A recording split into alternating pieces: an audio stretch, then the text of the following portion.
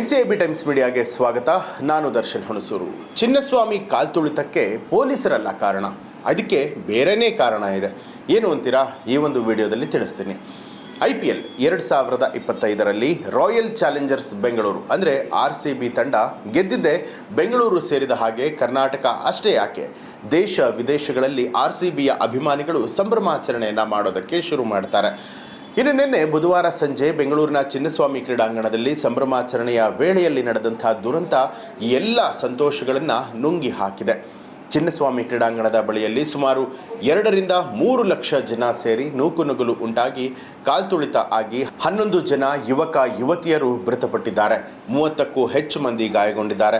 ಈ ಒಂದು ಕಾಲ್ತುಳಿತಕ್ಕೆ ಏನು ಕಾರಣ ಅಂತ ಹೇಳಿ ದುರಂತ ನಡೆದ ಬಳಿಕ ವಿಮರ್ಶೆ ಮಾಡೋದಕ್ಕೆ ಹೊರಟಾಗ ವಿಜಯೋತ್ಸವ ಮೆರವಣಿಗೆ, ಕ್ರೀಡಾಂಗಣದ ಒಳಗೆ ಹೋಗೋದಕ್ಕೆ ಉಚಿತ ಪಾಸ್ಗಳು, ಜನದಟ್ಟಣೆ ಹಾಗೆ ಕ್ರೀಡಾಂಗಣದಲ್ಲಿ ಸೀಮಿತ ಆಸನಗಳ ಬಗ್ಗೆ ಗೊಂದಲವು ಈ ಒಂದು ಕಾಲ್ತುಳಿತಕ್ಕೆ ಕಾರಣ ಅಂತ ಹೇಳಲಾಗ್ತಾ ಇದೆ. ಕ್ರೀಡಾಂಗಣಕ್ಕೆ ಪ್ರವೇಶ ಟಿಕೆಟ್ ಸಿಗದ ಹಲವಾರು ಜನ ಅಭಿಮಾನಿಗಳು ಟಿಕೆಟ್ ಹೊಂದಿದ್ದವರೊಂದಿಗೆ ಆವರಣಕ್ಕೆ ನುಗ್ಗೋದಕ್ಕೆ ಪ್ರಯತ್ನವನ್ನ ಪಟ್ಟಾಗ ಆರಂಭಿಕ ಅವ್ಯವಸ್ಥೆಯ ನಂತರ ಕಾಲ್ತುಳಿತಕ್ಕೆ ಕಾರಣ ಆಯಿತು ಅಂತ ಹೇಳಿ ಪೊಲೀಸ್ ಮೂಲಗಳು ಹೇಳುತ್ತೆ.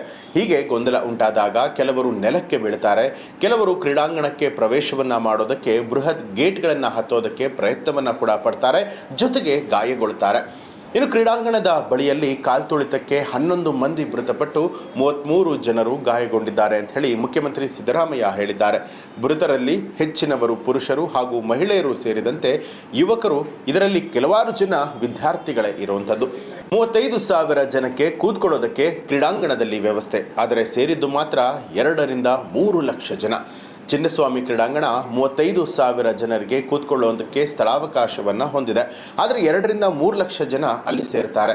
ಇದುವೇ ಕಾಲ್ತುಳಿತಕ್ಕೆ ಮತ್ತೊಂದು ಪ್ರಮುಖ ಕಾರಣ ಅಂತ ಹೇಳಿ ಮುಖ್ಯಮಂತ್ರಿಗಳು ಈ ಬಗ್ಗೆ ಹೇಳಿರುವಂಥದ್ದು.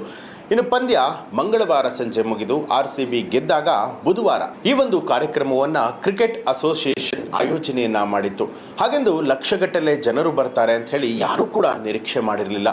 ಕ್ರೀಡಾಂಗಣದ ಸಾಮರ್ಥ್ಯಕ್ಕೆ ಸಮಾನ ಸಂಖ್ಯೆಯ ಜನರು ಅಥವಾ ಅದಕ್ಕಿಂತ ಸ್ವಲ್ಪ ಹೆಚ್ಚು ಜನ ಸೇರ್ತಾರೆ ಅಂತ ನಿರೀಕ್ಷೆಯಲ್ಲಿ ಇತ್ತು ಅಂತ ಹೇಳಿ CM ಸಿದ್ದರಾಮಯ್ಯ ಅವರು ಹೇಳ್ತಾರೆ. ಅವ್ಯವಸ್ಥೆ ಹಾಗೆ ಕಾಲ್ತುಳಿತಕ್ಕೆ ನಿಖರವಾಗಿ ಕಾರಣಗಳು ಏನು ಅನ್ನೋದನ್ನು ವಿವರಿಸ್ತಾ ಮುಖ್ಯಮಂತ್ರಿಗಳು, ಸಣ್ಣ ದ್ವಾರಗಳಿದೆ, ಜನರು ಗೇಟ್ಗಳ ಮೂಲಕ ಪ್ರವೇಶವನ್ನು ಮಾಡಿದ್ರು, ಗೇಟ್ಗಳನ್ನು ಸಹ ಮುರಿದು ಹಾಕಿದ್ದಾರೆ, ಆದ್ದರಿಂದ ಈ ಒಂದು ಕಾಲ್ತುಳಿತ ಸಂಭವಿಸಿದೆ.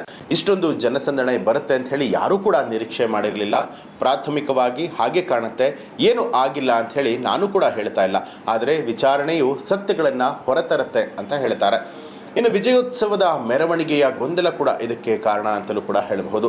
ಅಂದರೆ ನಿನ್ನೆ ಬುಧವಾರ ಬೆಳಗ್ಗೆ 11:56ಕ್ಕೆ ಬೆಂಗಳೂರು ಸಂಚಾರ ಪೊಲೀಸರು ಕ್ರೀಡಾಂಗಣದಲ್ಲಿ ವಿಜಯೋತ್ಸವ ಮೆರವಣಿಗೆ ಇರೋದಿಲ್ಲ, ಆದರೆ ಅಭಿನಂದನಾ ಕಾರ್ಯಕ್ರಮ ಮಾತ್ರ ನಡೆಯುತ್ತೆ ಅಂತ ಹೇಳಿ ಘೋಷಣೆ ಮಾಡ್ತಾರೆ. ಹಾಗಿದ್ರೂ ಕೂಡ ಮಧ್ಯಾಹ್ನ 3:14ಕ್ಕೆ RCB ತಂಡದ ಆಡಳಿತ ಮಂಡಳಿ ಸಂಜೆ 5 ಗಂಟೆಗೆ ವಿಜಯೋತ್ಸವ ಮೆರವಣಿಗೆಯನ್ನು ನಡೆಸೋದಾಗಿ ಘೋಷಣೆ ಮಾಡುತ್ತೆ. ವಿಕ್ಟರಿ ಪೆರೇಡ್ ನಂತರವಾಗಿ ಚಿನ್ನಸ್ವಾಮಿ ಕ್ರೀಡಾಂಗಣದಲ್ಲಿ ಆಚರಣೆಗಳು ನಡೆಯುತ್ತೆ. ಎಲ್ಲರೂ ಕೂಡ ರೋಡ್ ಶೋ ಅನ್ನು ಶಾಂತಿಯುತವಾಗಿ ಆನಂದಿಸೋದಕ್ಕೆ ಪೊಲೀಸರು ಹಾಗೂ ಇತರೆ ಅಧಿಕಾರಿಗಳು ನಿಗದಿಪಡಿಸಿದ ಮಾರ್ಗಸೂಚಿಗಳನ್ನು ಅನುಸರಿಸಬೇಕು.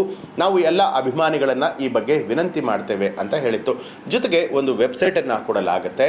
ಆ ಒಂದು ವೆಬ್ಸೈಟಲ್ಲಿ ಉಚಿತ ಪಾಸ್ಗಳು, ಸೀಮಿತವಾಗಿ ಪ್ರವೇಶಗಳು ಲಭ್ಯವಿರುವಂಥದ್ರ ಬಗ್ಗೆ Xನಲ್ಲಿ ಪೋಸ್ಟನ್ನು ಹಾಕುತ್ತೆ. ಇದು ಅಭಿಮಾನಿಗಳನ್ನು ಮೆರವಣಿಗೆ ನಡೆಸಬೇಕಾ ಅಥವಾ ಬೇಡವಾ ಅನ್ನುವಂಥದ್ರ ಬಗ್ಗೆ ಮತ್ತಷ್ಟು ಗೊಂದಲಕ್ಕೆ ಈಡು ಮಾಡುತ್ತೆ. ಯಾವುದೇ ವಿಜಯೋತ್ಸವ ಪೆರೇಡ್ ನಡೆಯೋದಿಲ್ಲ ಮತ್ತು ಟಿಕೆಟ್ ಹೊಂದಿದವರಿಗೆ ಮಾತ್ರ ಕ್ರೀಡಾಂಗಣದ ಒಳಗೆ ಪ್ರವೇಶವನ್ನು ಕೊಡೋದಕ್ಕೆ ಅವಕಾಶ ಇದೆ ಅಂತ ಹೇಳಿ ಸ್ಪಷ್ಟಪಡಿಸಿದ್ರು ಕೂಡ ಅಭಿಮಾನಿಗಳು ಕ್ರೀಡಾಂಗಣದ ಹೊರಗೆ ಹೆಚ್ಚಿನ ಸಂಖ್ಯೆಯಲ್ಲಿ ಜಮಾಯಿಸ್ತಾರೆ. ಅವರಲ್ಲಿ ಹಲವಾರು ಜನ ಪ್ರವೇಶವನ್ನು ಪಡೆಯುವುದಕ್ಕೆ ಗೇಟ್ಗಳನ್ನು ಹಾರಿದ್ರು ಅಂತೇಳಿ ಪೊಲೀಸ್ ಮೂಲಗಳು ತಿಳಿಸಿರುವಂಥದ್ದು. ಇನ್ನು ಟಿಕೆಟ್ಗಳನ್ನು ಹೊಂದಿದವರಿಗೆ ಕ್ರೀಡಾಂಗಣಕ್ಕೆ ಪ್ರವೇಶವನ್ನು ಅವಕಾಶ ಮಾಡಿಕೊಡಲಾಗಿತ್ತಾದರೂ ಕೂಡ ಅನೇಕರು ಉಚಿತ ಪಾಸ್ಗಳು ಹಾಗೂ ಟಿಕೆಟ್ಗಳನ್ನು ಹೊಂದಿರುವವರ ಜೊತೆಯಲ್ಲಿ ನುಗ್ಗುವಂತಹ ಪ್ರಯತ್ನವನ್ನು ಮಾಡ್ತಾರೆ. ಪ್ರವೇಶ ಪಡೆಯುವಂತಹ ಪ್ರಯತ್ನದಲ್ಲಿ ಕೆಲವರು ಪರಸ್ಪರ ತಳ್ಳೋದಕ್ಕೆ ಶುರು ಮಾಡಿದ್ರು ಅಂತ ಹೇಳಿ ಪೊಲೀಸ್ ಅಧಿಕಾರಿಯೊಬ್ಬರು ತಿಳಿಸಿರುವಂಥದ್ದು. ಇನ್ನು ಪೊಲೀಸರ ಪ್ರಕಾರವಾಗಿ ಸುಮಾರು 50,000 ಜನರು 1 ಕಿಲೋಮೀಟರ್ ವ್ಯಾಪ್ತಿಯಲ್ಲೇ ಇದ್ರು. ನಂತರ ಆ ಸಂಖ್ಯೆ ಗಂಟೆಯಿಂದ ಗಂಟೆಗೆ ಹೆಚ್ಚಾಗ್ತಾನೆ ಹೋಯಿತು. ಇದು ಕೂಡ ಕಾಲ್ತುಳಿತಕ್ಕೆ ಒಂದು ಪ್ರಮುಖ ಕಾರಣ ಇರಬಹುದು ಅಂತ ತಿಳಿಸಿದ್ದಾರೆ. ಒಟ್ಟಾರೆಯಾಗಿ ಏನೇ ನಡೆದರೂ ಕೂಡ 11 ಜನರ ಜೀವ ಪ್ರಾಣ ಪಕ್ಷಿ ಹಾರಿ ಹೋಗಿದೆ. ಈ ಬಗ್ಗೆ ನಿಮಗೆ ಏನನ್ಸುತ್ತೆ ಅನ್ನೋದನ್ನು ಕಮೆಂಟ್ ಮಾಡಿ ತಿಳಿಸಿ. ಹಾಗೆ ನೀವು ಇನ್ನೂ ಕೂಡ ನಮ್ಮ ಚಾನಲನ್ನು ಸಬ್ಸ್ಕ್ರೈಬ್ ಮಾಡಿಲ್ಲ ಅನ್ನುವಂಥದ್ದಾದರೆ ಈಗಲೇ NCIB ಟೈಮ್ಸ್ ಮೀಡಿಯಾ ಚಾನಲನ್ನು ಸಬ್ಸ್ಕ್ರೈಬ್ ಮಾಡಿ ಬೆಲ್ ಐಕಾನ್ ಒತ್ತೋದನ್ನು ಮರಿಬೇಡಿ.